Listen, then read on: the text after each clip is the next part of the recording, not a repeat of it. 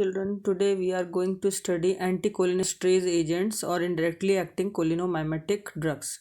So, what are these drugs? The anticholinesterase agents act by the inhibiting of the enzyme acetylcholinesterase and thus cause the accumulation of acetylcholine in the synaptic cleft और vicinity of cholinergic nerve terminals. बच्चों हम यहाँ पे ये बता सकते हैं कि एंटीकोलिनेस्ट्रेज एजेंट्स वो एजेंट्स होते हैं जो कि एसिटलकोलिन एंजाइम या एसिटलकोलिनेस्टरेज एंजाइम जो होता है उसको इनहिबिट करते हैं। यानी कि जो हमारा सिनेप्टिक क्लेफ्ट है, सिनेप्टिक क्लेफ्ट में जहाँ नर्व टर्मिनल है वहाँ की जो एंडिंग है उस जगह पर जब एसिटलकोलिनेस्टरेज एंजाइम वहाँ पे जो निकल रहा है जिसकी प्रेजेंस में एसिटलकोलिन बन रहा है, तो ये क्या करते हैं कि सारे का सारा एसिटलकोलिनेस्टरेज एंजाइम जो है उसको रोकते हैं, उसको इनहिबिट कर देते हैं। तो ये ऐसे एजेंट होते हैं जिससे कि एसिटलकोलिनेस्टरेज जो है वहीं पर एसिटलकोलिनेस्टरेज के को रोकते हैं। तो उसकी वजह से क्या होता है कि जो एसिटलकोलिन है वो वहाँ पे एक्यूमुलेट होने लग जाता है नर्व एंडिंग के टर्मिनल्स पर और उससे कोलिनर्जिक इफेक्ट कॉज होता है। अब हमें पता है कि जो डिस्ट्रीब्यूशन है कोलिनर्जिक न्यूरॉन का पूरी बॉडी में, तो जो कोलिनर्जिक न्यूरॉन जहाँ जहाँ पाए जाते हैं वहाँ पर एंटीकोलिनेस्टरेज एजेंट्स क्या करते हैं कि उनके ज़्यादा एप्लीकेशंस, अगर आपने एंटीकोलिनेस्टरेज एजेंट्स अगर आपने यूज़ किए हैं तो उसके ज़्यादा एक्सटेंसिव एप्लीकेशन से टॉक्सिक एजेंट्स ये टॉक्सिक एजेंट की तरह काम करते हैं। यानी कि उसका अगर एक्सेस यूज़ किया जाए तो वो जैसे कि इंसेक्टिसाइड्स के रूप में यूज़ किए सकते हैं, पेस्टिसाइड्स या potential chemical warfare, nerve gases इनको रोकने में काम आते हैं और किसी इंसेक्ट को मारने के काम आते हैं, पेस्टिसाइड्स के रूप में भी यूज़ किए जाते हैं। और वैसे तो ये अल्जाइमर डिजीज़ की जो मेन आपकी अल्जाइमर डिजीज़ है उस अल्जाइमर डिजीज़ जो है उसको रोकने के काम आते हैं या कह लीजिए उसके ट्रीटमेंट में काम ये आ जाते हैं। ठीक है, ओके।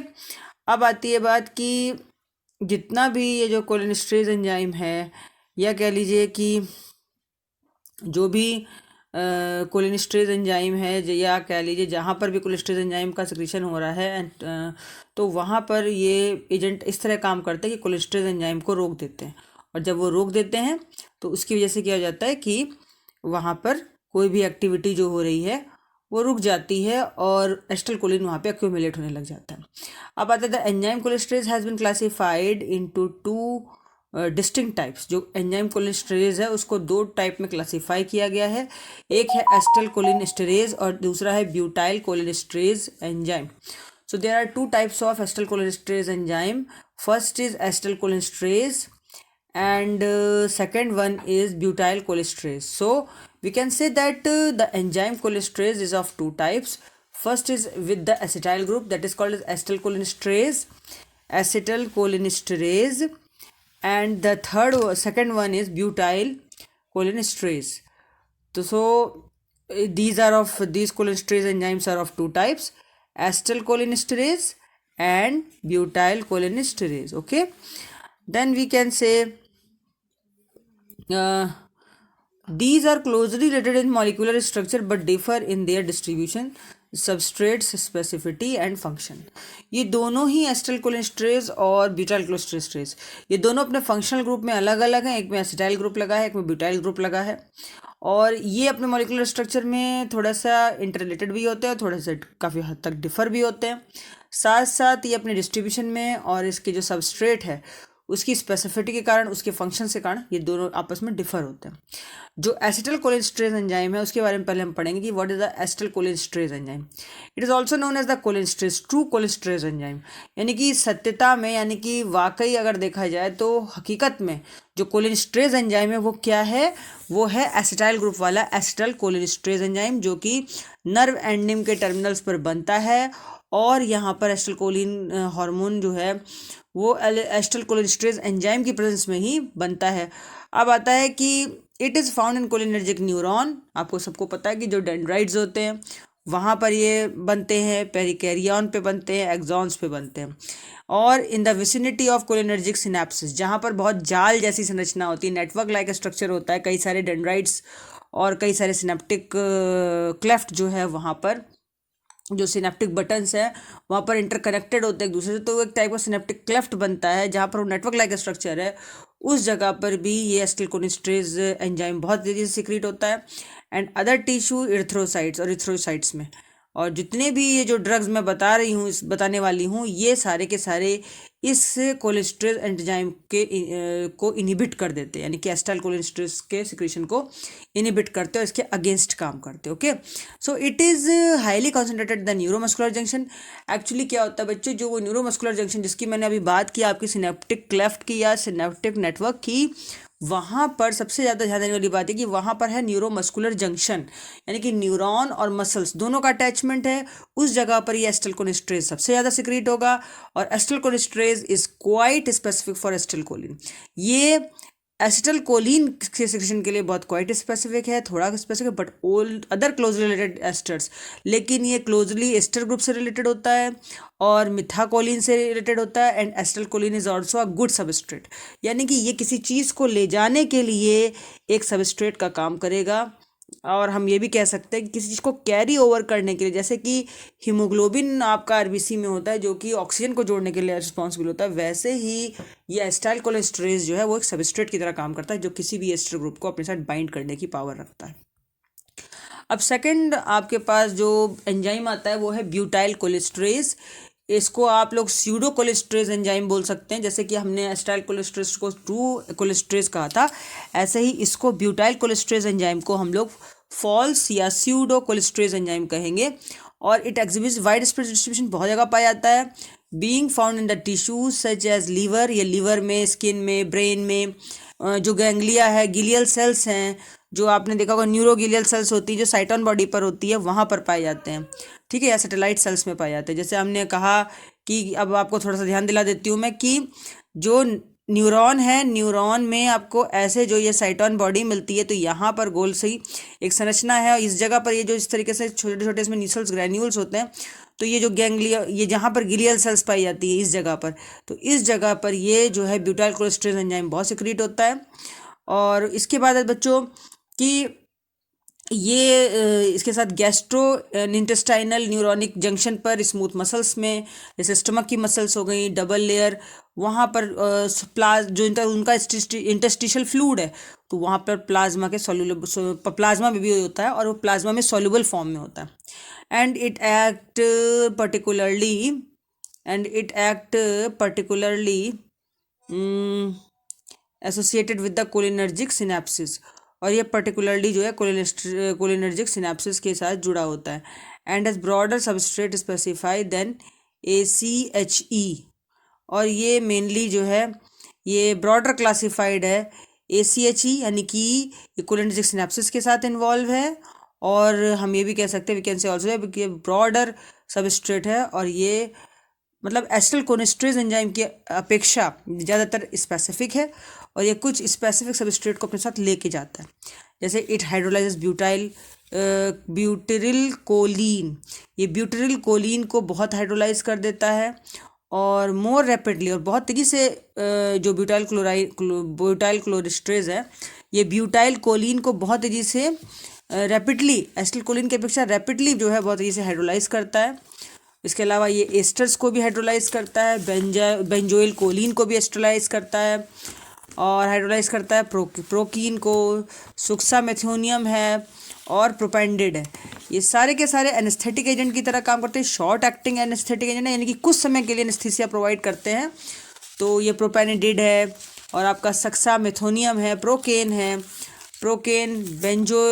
बेंजोइल कोलिन, ये सारी वैसी ड्रग्स हैं बच्चों जहाँ पर ये जो बेहोशी लाती हैं। तो ये कुछ शॉर्ट एनेस्थेटिक हैं, जैसे जाइलोकेन वगैरह है, तो जाइलोकेन के ही ग्रुप में प्रोकेन भी आता है। तो ये लोकल एनेस्थीसिया देने के काम आता है, और ये लोकल एनेस्थीसिया देने का काम आता है बच्चों, यहीं पर ये जो काम है लोकल एनेस्थीसिया देने का, ये एक्चुअली जो एस्टर्स हैं, बेंजाइल कोलिन वगैरह, वो ये ब्यूटाइरिल कोलेस्ट्रेज एंजाइम इसकी प्रेजेंस में ये काम करता है कि ये शॉर्ट टर्म के लिए एनेस्थाइज कर ले, किसी भी चीज़ को सुन कर देता है।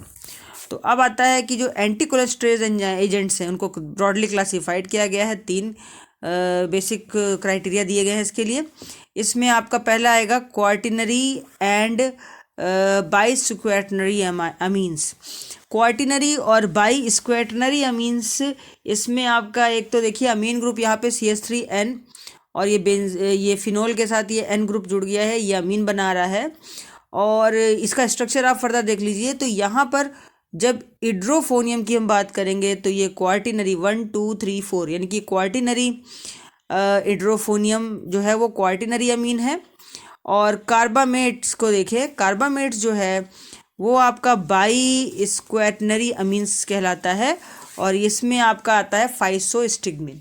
ओके, तो फाइसोस्टिग्मिन एक ड्रग है, इड्रोफोनियम है, ये सब ब्यूटाइल कोलेस्ट्रेज एंजाइम के साथ सिक्रीट होती है और ये आप समझ लीजिए कि ये एंटीकोलिनेस्टिक एजेंट के रूप में काम करती है। अब दूसरी बात आती है कि जैसे हमने भी पढ़ा क्वार्टिनरी एंड बाइस्क्वेटरी अमीन में इड्रोफोनियम है, ये क्वार्टिनरी एंड बाइस्क्वेटरी अमीन हो गया। कार्बामेट्स में आएगा आपका फाइसोस्टिग्मिन, नियोस्टिग्मिन आता है। इन सब के स्ट्रक्चर आपको याद होने चाहिए। पायरिडोस्टिग्मिन है, यहाँ पे पायरिडिन ग्रुप लगा हुआ है CH3 के साथ, देखिए। ये डाइमरकैरियम है, तो ये डीमरकैरियम वगैरह ये सब जो है, ये जो जितनी भी आपको ड्रग मिल रही हैं ये ग्लाउकोमा के पेशेंट को दी जाती हैं, लोकल एनेस्थीसिया के रूप में यूज़ की जाती हैं। और अगर मान लीजिए आइज़ में जैसे कोई बर्निंग हो रही है या ऐसी कोई जगह है जहाँ पर लोकल एनेस्थाइज करना है तो वहाँ पर भी आप इसको दे सकते हैं शॉर्ट टाइम एनेस्थीसिया देने के लिए। अब दूसरा एक ग्रुप आता है एम्बिकोनियम, ये भी इसी ग्रुप में है। अब ये आपने पढ़ा है कार्बामेट्स में, आपको ये ग्रुप याद रखने पड़ेंगे बच्चों। क्वार्टिनरी एंड बाइस्क्वेटरी अमीन में इड्रोफोनियम, कार्बामेट्स में फाइसोस्टिग्मिन, नियोस्टिग्मिन, पायरिडोस्टिग्मिन एंड डीमरकेरियम एंड एम्बिनोनियम यानी कि एम्बिनोनियम। अब थर्ड ग्रुप आता है ऑर्गेनोफॉस्फोरस कंपाउंड या ऑर्गेनोफॉस्फेट कंपाउंड। ऑर्गेनोफॉस्फेट कंपाउंड जो हैं इसमें मेनली इंसेक्टिसाइड के रूप में इसको यूज़ किया जाता है। जैसे कि आपको याद होगा मैंने बताई ये बात, जैसे आइसोफ्लोरोफेट है और मेलाथियोन है, पैराथियोन है, सेरीन है, ये सारी जहरीली ड्रग्स हैं, सब टॉक्सिक ड्रग्स हैं और ये सब इंसेक्टिसाइड के रूप में यूज़ की जाती है। जैसे मेलाथियोन, पैराथियोन, आइसोफ्लोरोफेट, सेरीन, ये सब ऑर्गेनोफॉस्फेट ग्रुप के कंपाउंड्स हैं जो कि टॉक्सिक या इंसेक्टिसाइड्स के रूप में यूज़ किए जाते हैं, तो ये वहाँ पर भी यूज़ की जाती है। ओके, अब आता है कि इसके बाद ये जो ग्रुप है जो हमने भी पढ़ा, इसके बाद एक नया ग्रुप इसमें और भी है जिसको कहते हैं इकथायोफेट। इकथायोफेट या कह लीजिए इकोथायोफेट। इकोथायोफेट एक क्वार्टिनरी अमोनियम डेरिवेटिव है इकोथायोफेट, और इकोथायोफेट जो क्वार्टिनरी अमोनियम डेरिवेटिव है, कार्बामेट्स वगैरह जो है रिवर्सिबल इनहिबिटर है, यानी कि ये एसिटाइलकोलिनेस्टरेज एंजाइम को क्या कहते हैं कि हाइड्रोलाइज करते हैं और उसके बाद दोबारा से भी एसिटाइलकोलिनेस्टरेज एंजाइम बना सकते हैं। जबकि ऑर्गेनोफॉस्फेट जो है वो इरिवर्सिबल इनहिबिटर है, यानी कि ऑर्गेनोफॉस्फेट एक बार इनहिबिट कर देगा एसिटाइलकोलिनेस्टरेज को तो दोबारा से फिर ये अपने पहले वाले फॉर्म में वापस नहीं आता। जबकि कार्बामेट, क्वार्टिनरी अमोनियम डेरिवेटिव्स ये सब रिवर्सिबल इनहिबिटर हैं एसिटाइलकोलिनेस्टरेज के। ओके, अब आता है बात बच्चों इसके बाद कि मैकेनिज्म ऑफ एक्शन, चलिए देखते हैं इसका कैसे काम करता है ये acetylcholinesterase. Acetylcholinesterase the primary target of these drugs, by butyrylcholinesterase is also inhibited. Acetylcholinesterase जो है वो प्राइमरी टारगेट है इन ड्रग्स का और ब्यूटाइलकोलिनेस्टरेज भी, ये दोनों ही इनहिबिट हो जाते हैं। एसिटाइलकोलिनेस्टरेज इज एन एक्टिव एंजाइम। एसिटाइलकोलिनेस्टरेज एक बहुत ही एक्टिव एंजाइम है। इसमें दो डिस्टिंक्ट रीजन्स होते हैं, एक एनायनिक साइट है that possesses a glutamate residue. यहाँ पर देखिए ये एनायनिक साइट है, यहाँ पर ग्लूटामेट रेसिड्यू मिलता है। और दूसरी बात ये है कि जो दूसरा है ग्रुप, इसमें दूसरा जो इसकी साइट है वो है स्टेरिक साइट। स्टेरिक साइट में यहाँ पे हिस्टिडीन प्रोटीन मिलेगा, हिस्टिडीन के साथ ये बाइंड होता है। और एक है इमिडियाजोल। यहाँ पर देखिए ये कंपाउंड जो लगा हुआ है बच्चों एन एन ग्रुप के साथ, ये इमिडियाजोल कंपाउंड है। तो इमिडियाजोल रिंग के साथ में ये एस्टर ग्रुप लगा हुआ है, तो स्टेरिक साइड पे, यानी कि जो हमारा ये एस्टर कोलेस्ट्रेज और ब्यूटाइल कोलेस्ट्रेज का ये जो मैकेनिज्म ऑफ एक्शन है वो ऐसे है कि एस्टर कोलेस्ट्रेज एक बहुत ही एक्टिव साइट पे काम करता है, जिसमें दो डिस्टिंक्ट साइट है एस्टर कोलेस्ट्रेज में। एक एनायनिक साइट है जो कि ग्लूटामेट से रिलेटेड होती है, दूसरी एस्टेरिक साइट है जो कि आपकी पायरिडिन ग्रुप से, पायरिडिन रिंग में अटैच्ड होती है एस्टर साइड, उससे वहाँ पे जुड़ा होता है ये। और ये हिस्टीन, यहाँ पर हिस्टिडीन प्रोटीन भी लगा हुआ है, हिस्टीन प्रोटीन, देखिए इसका स्ट्रक्चर। और अब आता है कि इसमें इमिडाजोल कंपाउंड के साथ में एक सेरीन ग्रुप जुड़ा हुआ है, OH ग्रुप भी यहाँ पर प्रेजेंट होता है। तो ये आपको स्ट्रक्चर ढंग से समझ में आ गया होगा आई होप, कि एस्टर कोलेस्ट्रेज एंजाइम जो है वो एसिटाइल ग्रुप के साथ यहाँ पे ग्लूटामेट एनायनिक साइड में जुड़ा हुआ है, दूसरी साइड जो है वो स्टेरिक साइट है, इसमें एस्टर पायरिडिन रिंग के साथ जुड़ा हुआ है, साथ में हिस्टीन प्रोटीन है। हिस्टीन प्रोटीन के साथ में यहाँ पर एक सेरिन, ये सेरिन है, ये जो आपको दिख रहा है OO डबल बॉन्ड O करके, ये सेरिन ग्रुप है।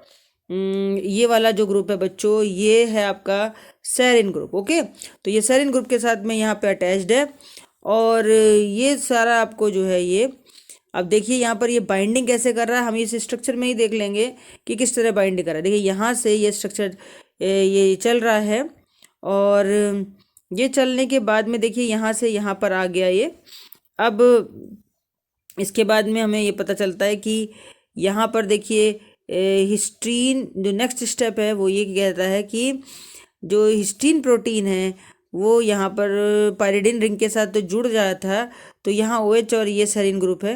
तो जैसे ये एसिटल कोलिन है, ऊपर की तरफ देखें तो ये एसिटल कोलिन जो है ये बाइंड अप करता है यहाँ पर, तो इसने बाइंड किया, और यहाँ पर जब ये बाइंड किया इसने, तो इसके बाद में ये धीरे धीरे नीचे देखिए आप यहाँ पर, तो ये दोबारा से यहाँ पे बाइंड कर रहा है। और किस तरीके से बाइंडिंग साइट पर ये देखिए कैसे कर रहा है, ये पूरा आपको स्ट्रक्चर दिया हुआ है कि CO ग्लूटामेट साइट है, यहाँ पर पायरिडिन रिंग के साथ जुड़ा हुआ है ये।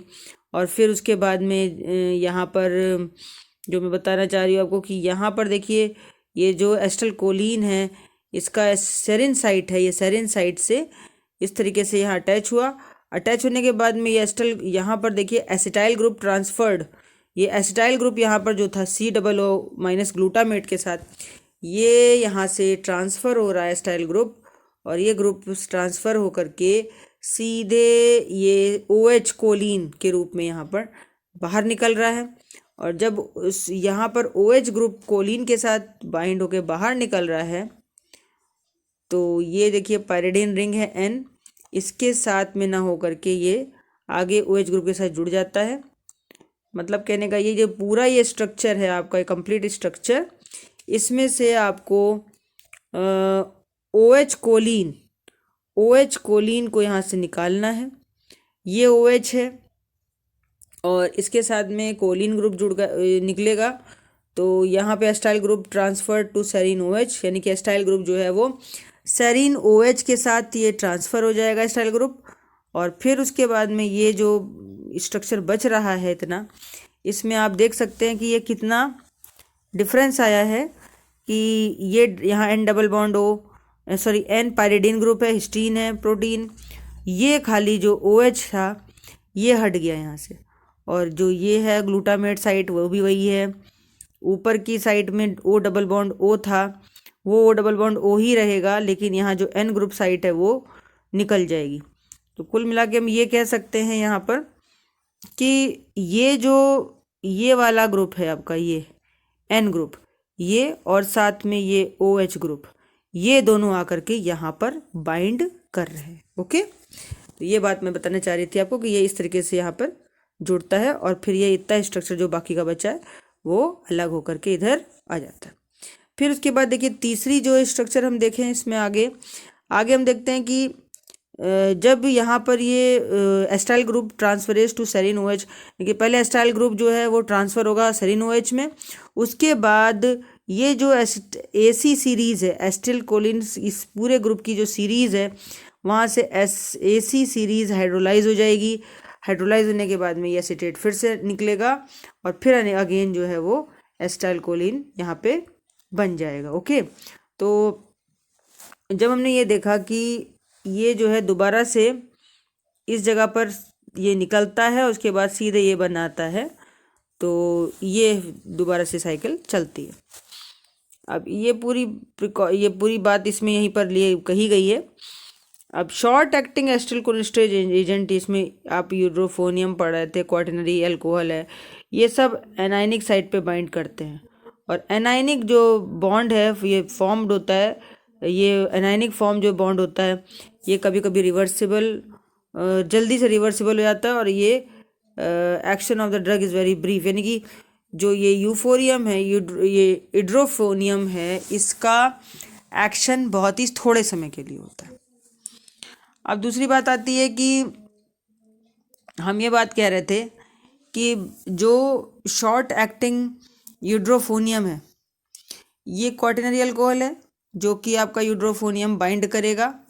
ये किसके साथ? एनायनिक साइड पर बाइंड करेगा, एंजाइम यहाँ पे लगा ही है एनायनिक बॉन्ड पे। और इस तरीके से ये एक्शन ऑफ ड्रग जो देता है ये बहुत ही कम समय के लिए देता है, यूड्रोफोनियम। मीडियम ड्यूरेशन ऑफ एक्शन जो देता है उसमें इंक्लूड हम क्या कर रहे हैं? नियोस्टिग्मिन, फाइसोस्टिग्मिन, फायोस्टिग्मिन और पाइरिडोस्टिग्मिन, ये सारे के सारे जो ये स्ट्रांगली बाइंड होते हैं एनायनिक साइड्स पर।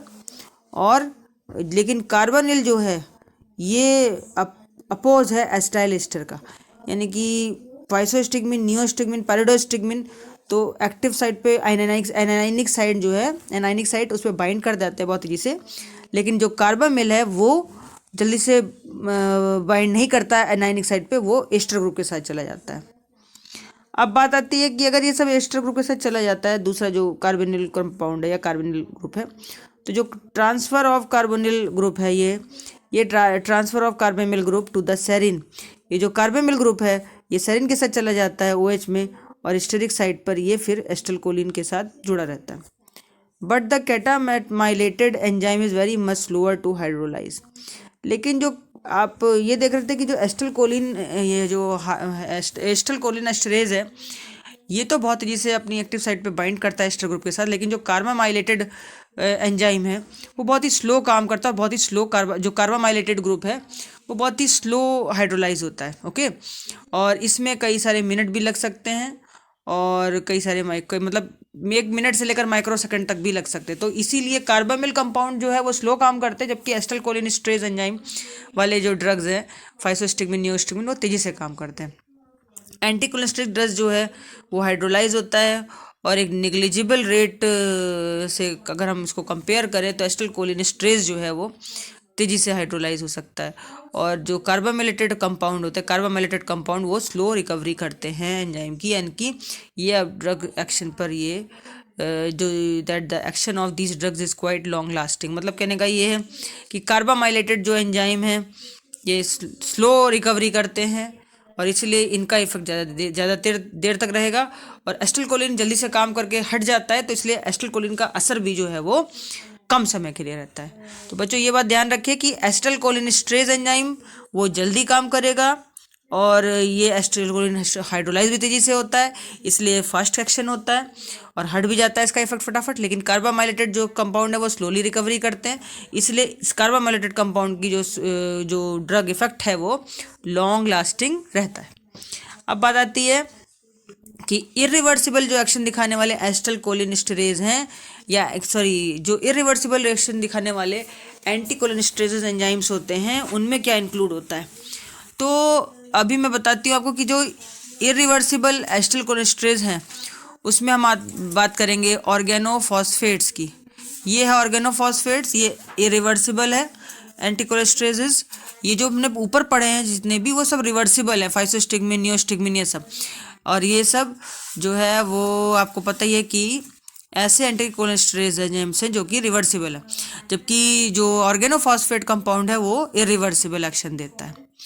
अब ये जो इरिवर्सिबल एक्शन देता है तो इसका मतलब है बहुत सारे इसमें एजेंट ऐसे होते हैं जो इंटरैक्ट होते हैं स्टेरिक साइट पर, और स्टेरिक साइट पर ये जो एंजाइम है इसमें कोई भी कैटायनिक ग्रुप नहीं होता। तो मैंने आपको बताया था एनायनिक साइट पर, यहाँ पर अगर हम इस फिगर को देखें तो एनायनिक साइट पर क्या चीज़ बाइंड हो रही थी, एनायनिक साइट पर बाइंड हो रही थी जो कि वो था एसिटिलकोलिन एस्टरेज। ओके, इसमें कौन कौन से थे, इसमें ये लॉन्ग लास्टिक होता है, और जो स्टेरिक साइड है इस पर हमारे ऑर्गेनोफॉस्फेट ये सारे ऑर्गेनोफॉस्फेट जितने भी होंगे ये सारे के सारे इस स्टेरिक साइट पे बाइंड होंगे। ओके, तो इसमें प्लीज़ कंफ्यूज मत कीजिएगा। दोबारा से बताती हूँ कि जो एनाइनिक साइट है इस पे ACH काम करेगा, एसिटिलकोलिस्ट्रेज एंजाइम, जो कि ये मैंने बताया था आपको कि इस पे बाइंड करता है एनाइनिक साइट पर।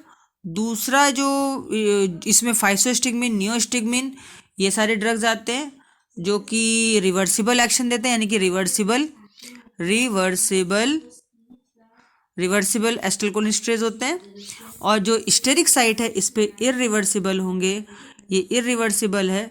ये इरिवर्सिबल है तो कौन से इसमें कंपाउंड आएंगे, इसमें आपके ऑर्गेनोफॉस्फेट्स आते हैं। ओके, ये ऑर्गेनोफॉस्फेट कंपाउंड इसमें इस वाले में आएंगे। ओके, अब आती है बात कि जब हमने ये बात करी तो ये ऑर्गेनोफॉस्फेट में देखिए जो स्टेरिक साइट है उस पर ये एंजाइम काम करता है और इस पर कोई कैटायनिक ग्रुप नहीं होता। तो इसमें कौन सी दवा आती है, इसमें केवल एक दो दवाएं आती है बच्चों, जिसमें एक आता है इकोथायोफेट। इकोथायोफेट एक ऐसा ड्रग है, इकोथायोफेट एक ऐसा सिंगल ड्रग है जो कि एक एक्सेप्शन के रूप में यहाँ काम कर रहा है। और इकोथायोफेट जो है एक्सेप्शन है जिसमें क्वाटरनरी नाइट्रोजन ग्रुप बाइंड करता है, और बाकी जितने भी हैं ये मतलब आप ये समझ लीजिए कि जितने भी ऑर्गेनोफॉस्फेट ड्रग हैं जिसमें कोई कैटायनिक ग्रुप नहीं है, ये सारे के सारे आपके मैंने बताया था ये सारे के सारे स्टेरिक साइट पे बाइंड करते हैं। लेकिन इसमें केवल एक ड्रग ऐसी आती है जिसका नाम है इकोथायोफेट। ये इकोथायोफेट ये स्टेरिक साइट पे बाइंड नहीं करेगा, ये सीधे से सीधे एनाइनिक साइट पे बाइंड करेगा। ये इकोथायोफेट क्या करेगा, एक्सेप्शन है, ये नाइट्रोजन ग्रुप्स के साथ जुड़ा होता है और ये बाइंड करता है एनाइनिक साइट पर। ओके, तो ये सब बच्चे याद रखेंगे कि इकोथायोफेट कहाँ बाइंड करता है, ये एनाइनिक साइट पे बाइंड करता है while it is a organophosphate compound, जबकि सारे के सारे ऑर्गेनोफॉस्फेट कंपाउंड जितने भी हैं वो सारे के सारे स्टेरिक साइट पे बाइंड करते हैं। ओके, अब हम बात करेंगे बच्चों कि the instinctive phosphorylated enzyme is usually very stable. जो इसमें इनएक्टिव फॉस्फोराइलेटेड एंजाइम है वो बहुत ही स्टेबल है। इसमें कुछ ड्रग्स आती है जैसे डाइफ्लॉस जो है बच्चों वो हाइड्रोलिसिस कराती है और ये एंजाइमेटिक रिकवरी भी करती है और actively depend on the synthesis of new enzyme. यानी कि जो डाइफॉस इसमें हमने अभी बात की, डाइफ्लॉस का नाम है। डाइफ्लॉस जो है एक हाइड्रोलिसिस कराती है बहुत तेजी से, और किस चीज़ की, ये वहाँ पर हाइड्रोलिसिस करेगी, उसमें से H2O निकालेगी और उसके साथ में एंजाइम ऑफ एंजाइमेटिक एक्टिविटी, ये वहाँ के एंजाइमेटिक एक्टिविटी की रिकवरी बहुत तेजी से करती है और एक न्यू एंजाइम मॉलिक्यूल सिंथेसाइज करती है। कहाँ पर, जो न्यूरोगैंग्लियोनिक जंक्शन है वहाँ पर, और a process that makes takes week, और कई सारे इसमें सप्ताह भी लग जाते हैं कभी कभी। तो इसका मतलब है कि ये ड्रग बहुत स्लो काम करती है। ओके, और इकोथायोफेट मैंने बताया था स्लो हाइड्रोलिसिस करती है और बहुत ही फ्यू डेज में अपना असर दिखाती है। तो यहाँ पर देखिए एक टेबल आपके लिए दी गई है, जल्दी से देखते हैं फटाफट कि ये टेबल कैसी है। इसमें देखिए ये एक रिवर्सिबल है, एक इरिवर्सिबल है, दो प्रकार का एक एंटीकोलेस्ट्रेज एंजाइम एक्शन देता है। एक रिवर्सिबल में सब बच्चे याद रखेंगे कि रिवर्सिबल एक्शन है, यानी कि ये दोबारा से अपना एक्शन दिखा सकता है। इसमें फाइसोस्टिग्मिन, नियोस्टिग्मिन, फायरोस्टिग्मिन, एम्बिमोनियम, इंड्रोफोनियम, डाइमरकाइम में है। और इसके बाद इरिवर्सिबल में कौन कौन से हैं, इसमें आपके दो प्रकार के कंपाउंड है, कार्बेमिल और ऑर्गेनोफॉस्फेट। और कार्बेमिल में कार्बेटिल है और बेगॉन है, बेगॉन स्प्रे जैसे कि आप सभी को पता है। तो ये कार्बामेट्स है, कार्बामेट्स में कार्बेरिल और बेगॉन है, जो कि बेहोशी लाते हैं बहुत तेजी से और टॉक्सिक होते हैं। These are the very toxic agents. Okay, और उसके ऑर्गेनोफॉस्फेट में क्या क्या आएगा, dyflos, echothiophate, parathion, malathion, tabun, sarin, soman, ये सारे के सारे मैंने कहा था क्या है, इंसेक्टिसाइड्स। ओके, सब इंसेक्टिसाइड्स हैं। इंसेक्टिसाइड्स इसका मतलब क्या हुआ कि ये बहुत ही ज़्यादा टॉक्सिक हैं और ये विषैले हो सकते हैं, पॉइजनस हो सकते हैं, और ये सारे के सारे फिर से बता देती हूँ इंसेक्टिसाइड्स हैं, पेस्टिसाइड्स हैं। ओके, हाँ, तो बच्चों यहाँ पर इतना तो हो गया। अब थोड़ा सा आपके पास ये भी आएगा कि थेरेपेटिक यूजेस क्या क्या है।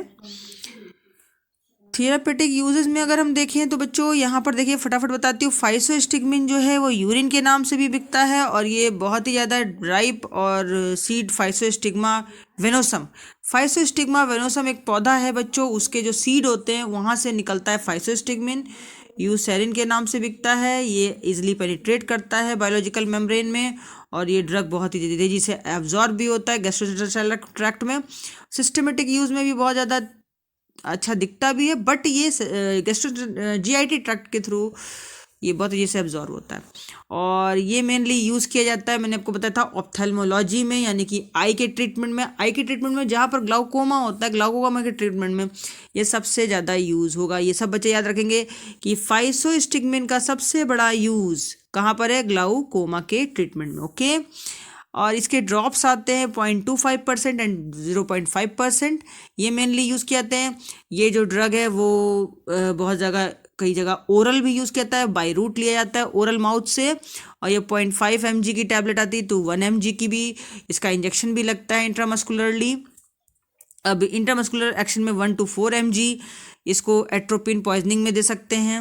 इसका एक बहुत बड़ा एडवांटेज भी है नियोस्टिग्मिन के ऊपर कि नियोस्टिग्मिन को आप रेयरली यूज़ करते हैं, बट ये जो फाइसोस्टिग्मिन है ये बहुत तेजी से ब्लड बैरियर को क्रॉस कर जाती है। इस वजह से ये ब्लड ब्रेन बैरियर को क्रॉस करती है और इसीलिए इसका फर्दर यूज़ जो है बहुत तेज़ी से किया जाता है ग्लाउकोमा के ट्रीटमेंट में। साथ ही एट्रोपिन का इफेक्ट जो सेंट्रल नर्वस सिस्टम पे पड़ता है उसके जस्ट अगेंस्ट ये वाली ड्रग फाइसोस्टिग्मिन काम करती है, यानी कि it antagonises the central effect of atropine. जो एट्रोपिन है वो अपना जो भी असर ब्रेन के ऊपर डायरेक्टली दिखाएगी तो उसका असर खत्म करने के लिए आप उसकी जगह फाइसोस्टिग्मिन भी दे सकते हैं, यानी कि ये एट्रोपिन के जस्ट अगेंस्ट काम करेगी। एंटागोनाइज का मतलब मैंने बताया था, जस्ट अगेंस्ट काम करेगी। और physostigmine also can also be use to overcome anticholinergic toxicity. अगर किसी को एंटीकोलिनर्जिक टॉक्सिसिटी हुई है, किसी के में न्यूरोमस्कुलर जंक्शन पर जो कोलेस्ट्रेज एंजाइम है उस समय उसको का इनिबिशन हो रहा है और वो इनिबिशन होते होते वहाँ पर बहुत टॉक्सिसिटी जनरेट हो जाती है, पॉइजनस इफेक्ट शो होने लग जाते हैं, तो उसकी जगह उसको कम करने के लिए फाइसोस्टिग्मिन का यूज़ किया जाता है।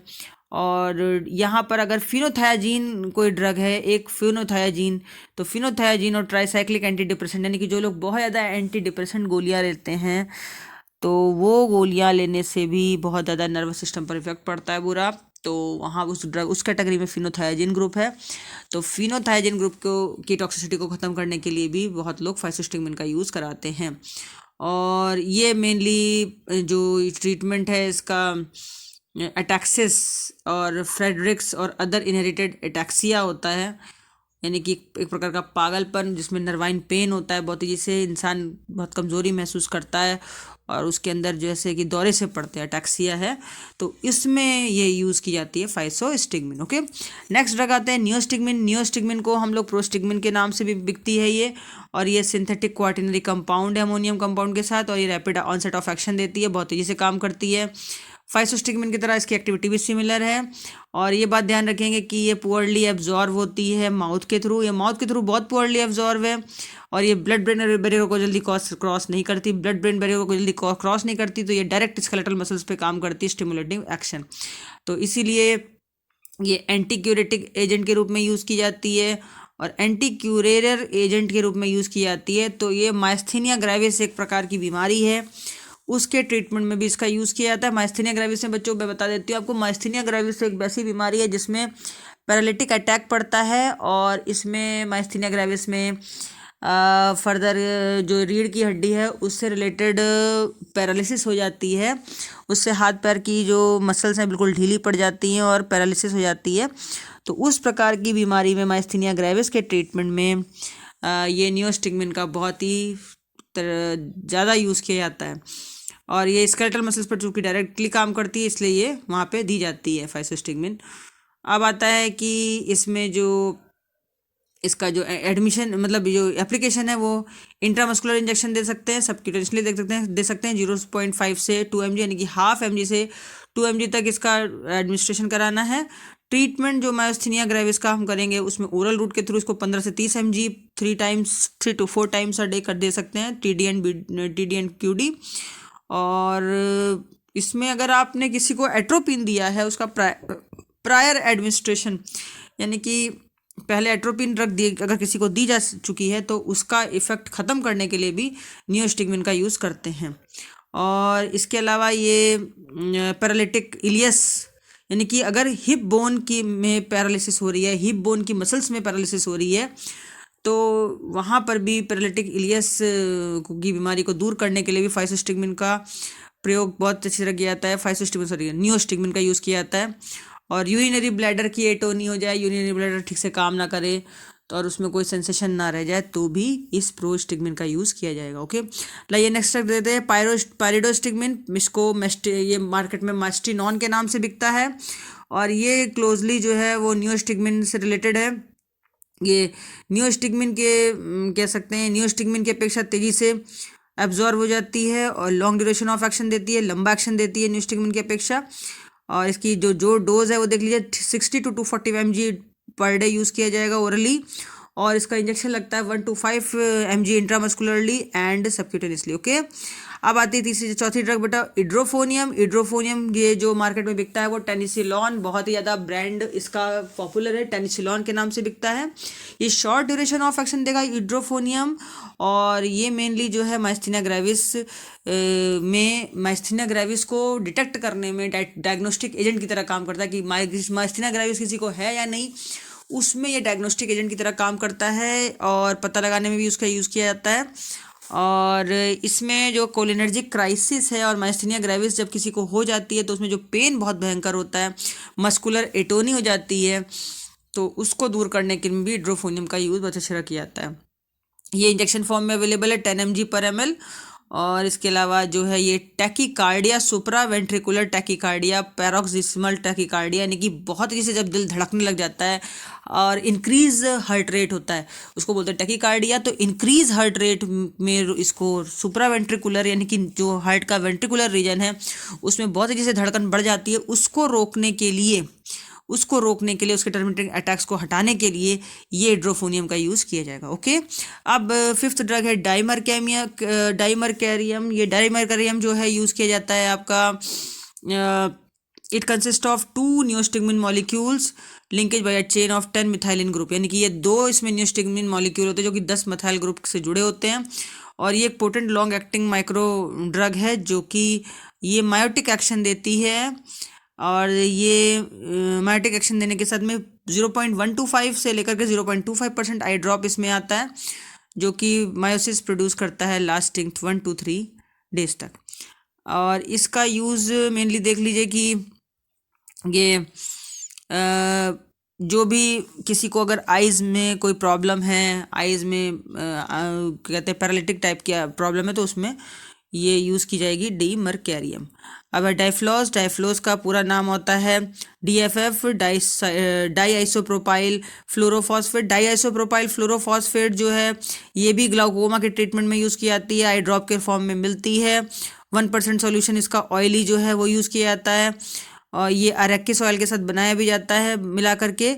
और अगर किसी को लोकल इरिटेशन हो जाए, किसी की आइज़ में बहुत खुजली हो रही हो, बहुत ज़्यादा जलन हो रही हो, तो लोकल इरिटेशन में भी डाइफ्लॉस का यूज़ किया जाता है, जिसमें अरेकिस ऑयल के साथ ये 0.1% अरेकिस ऑयल के साथ इसका यूज़ किया जाता है, जिसका नाम है डाई आइसोप्रोपाइल फ्लोरोफॉस्फेट या डाइफ्लॉस। अब आता है कि ये हाईली टॉक्सिक ऑर्गेनोफॉस्फेट भी है, और ये हाईली टॉक्सिक ऑर्गेनोफॉस्फेट है, इसलिए प्रोलॉन्ग्ड एक्शन देती है। फिर आता है इकोथायोफेट में ऑर्गेनोफॉस्फोरस कंपाउंड है इकोथायोफेट, क्वाटरनरी स्ट्रक्चर है।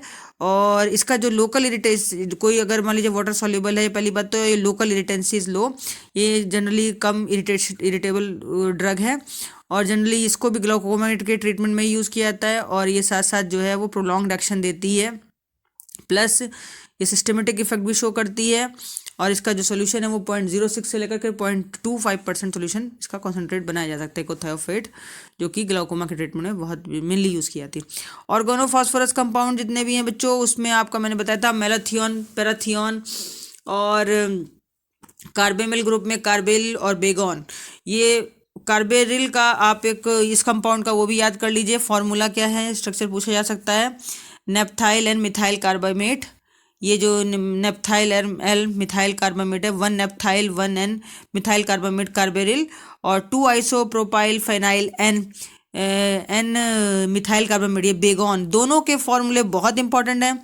फिर से रिपीट करती हूँ, 1 naphthyl N methyl carbamate carbaryl and 2 isopropyl phenyl N methyl carbamate, 2 isopropyl phenyl N methyl carbamate Baygon. ये दोनों ही कार्बेबल कंपाउंड हैं जो कि बहुत टॉक्सिक टॉक्सिक इफेक्ट प्रोड्यूस करते हैं और इंसेक्टिसाइड के रूप में यूज़ किए जाते हैं। मेलाथियोन एंड पैराथियोन, ये भी सेरिन ग्रुप की ड्रग्स हैं जो कि एरियल स्प्रे करने के लिए, हवा में स्प्रे करने के लिए यूज़ की जाती हैं। फ्रूट फ्लाइज वगैरह को, मॉस्किटोज भगाने के लिए हम लोग मेलाथियोन का यूज़ बहुत ज़्यादा करते हैं, बागों में करते हैं। और ये it is also the main ingredient in several dermatological preparations and use in the treatment of pediculosis, यानी कि जहाँ पर लाइस इन्फेस्टेशन, यानी कि जिनके जुएँ बहुत हो जाते हैं बालों में और बहुत ज़्यादा सूजन हो जाती है, तो उनमें भी, और खटमल वगैरह में भी यूज़ की जाती है मेलाथियोन।